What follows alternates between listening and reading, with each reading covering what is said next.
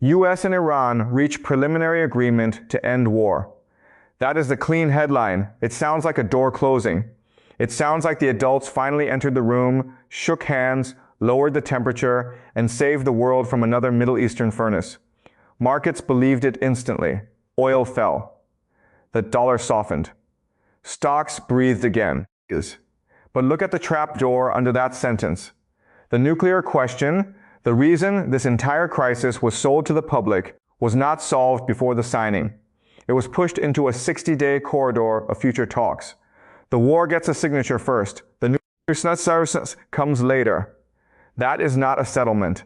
That is choreography.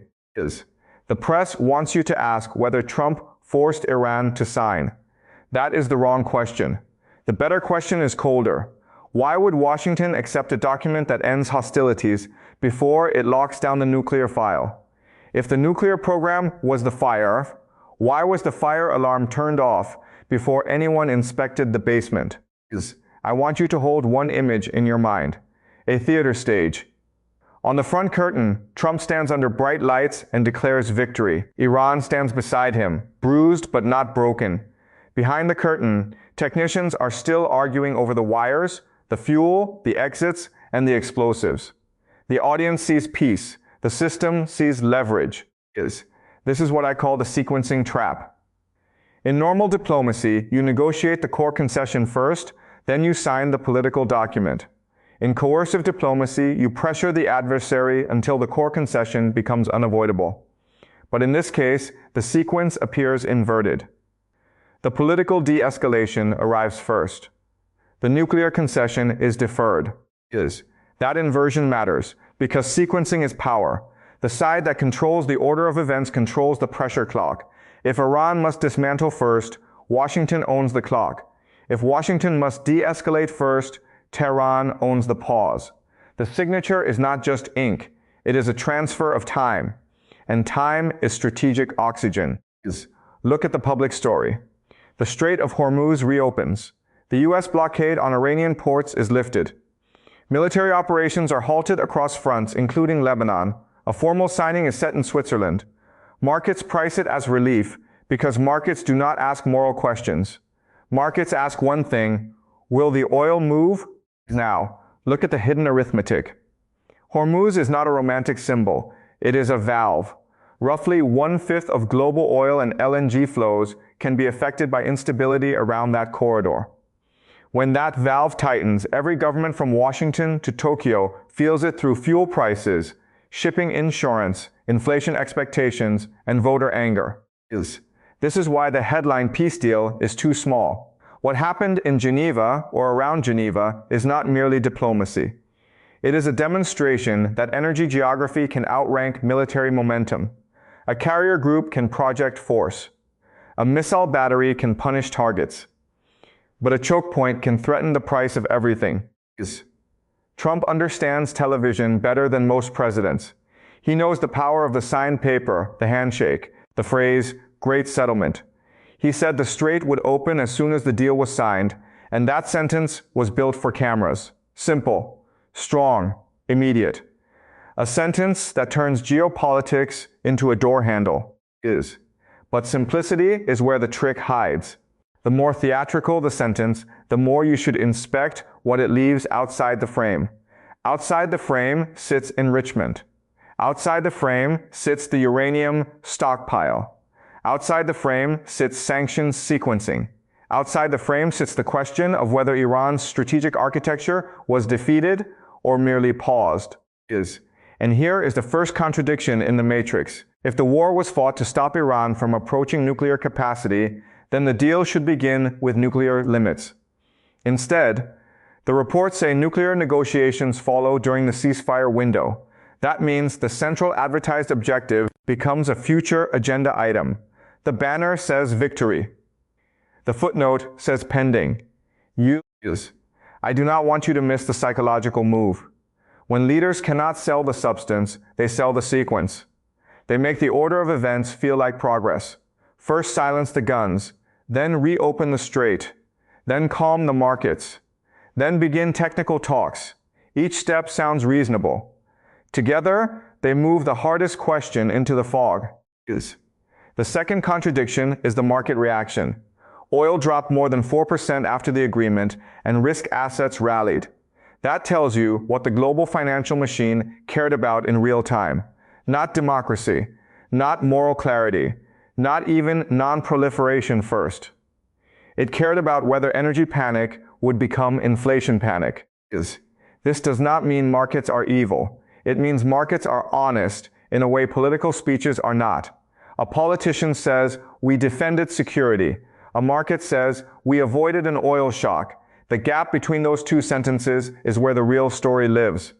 And once you see that gap, the theater becomes visible. The third contradiction is Lebanon. The agreement reportedly includes a halt to military operations on all fronts, including Lebanon, while reports also noted Israeli strikes around Lebanon during the same diplomatic window. Think about that. The script of de-escalation was being finalized while the battlefield had not fully accepted the script. That is not an accident. That is modern crisis management. The war does not end because everyone suddenly agrees. The war ends because the major actors decide that continuing the spectacle costs more than freezing it. The smaller fires may still burn, but the central producers announce the season finale. The audience claps before the smoke clears. The fourth contradiction is sanctions. Iranian officials describe the draft as including oil sanctions waivers, phased relief, no new sanctions before a final deal, and access to frozen assets. Whether every detail survives, the final text is less important than the direction of the bargaining. Iran was not presented as a collapsed defendant. It was negotiating the temperature of the room. That changes the moral geometry. The television version says Tehran was dragged to the table. The structural version says Tehran arrived with a hostage called volatility.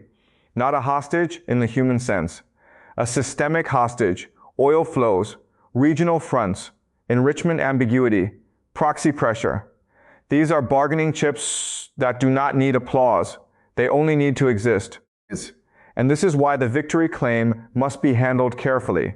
Trump may have extracted a signature. That matters. A signed framework can stop escalation, lower prices, and create political breathing room.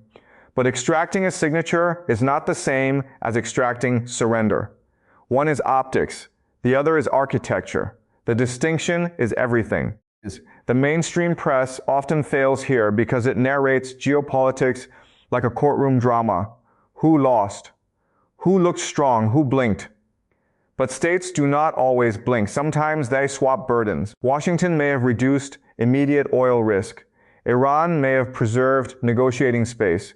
Israel may have retained kinetic freedom at the edges. Everyone claims discipline. That is the theater of consent. Each government performs a different version of the same event for its domestic audience. Trump performs control. Iran performs endurance. Europe performs vigilief.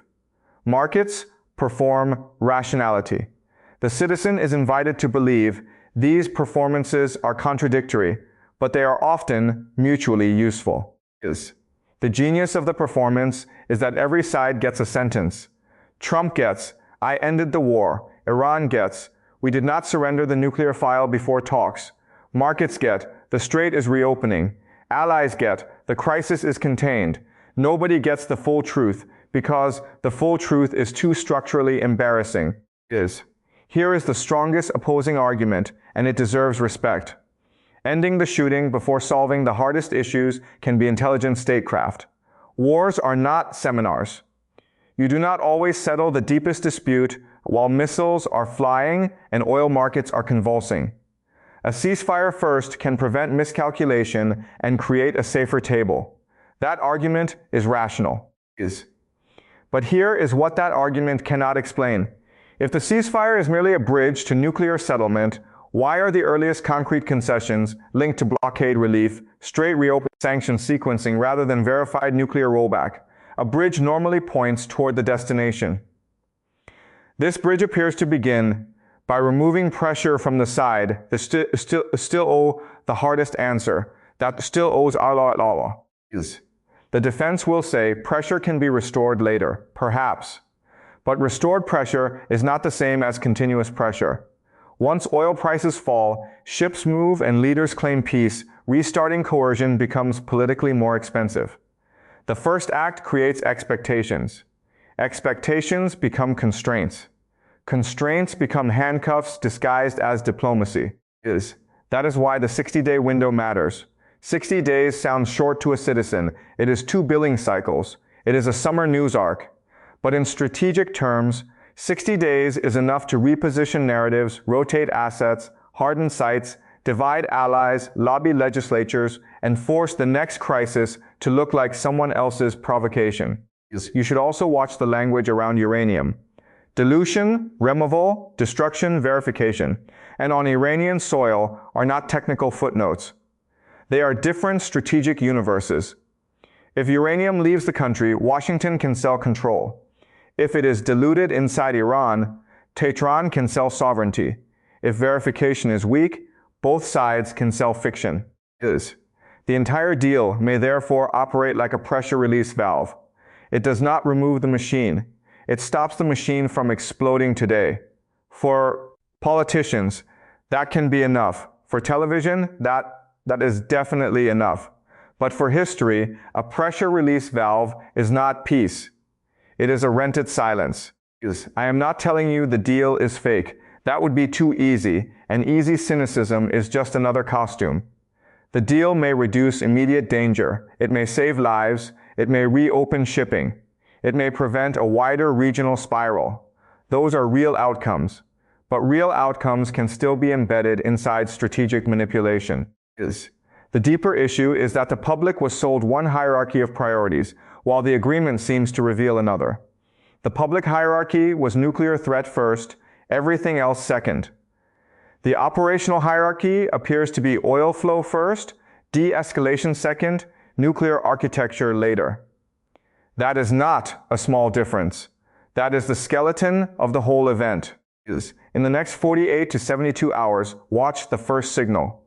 The exact wording on enrichment. Do not watch adjectives. Watch verbs. Suspend is not dismantle. Discuss is not verify. Dilute is not remove.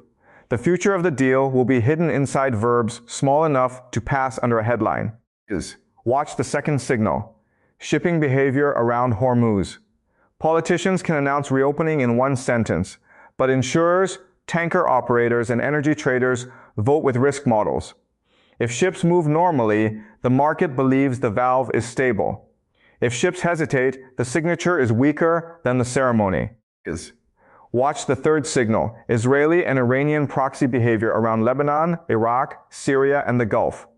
A true settlement lowers the temperature across the network. A staged pause merely changes the rhythm. The question is not whether one side fires one shot. The question is whether the system stops rewarding calibrated violence. And when the cameras show the signatures, ask yourself the question they do not want at the front of your mind. Did diplomacy finally tame the crisis? Or did the crisis teach diplomacy to wear a suit, smile for the cameras, and keep the real war safely off stage?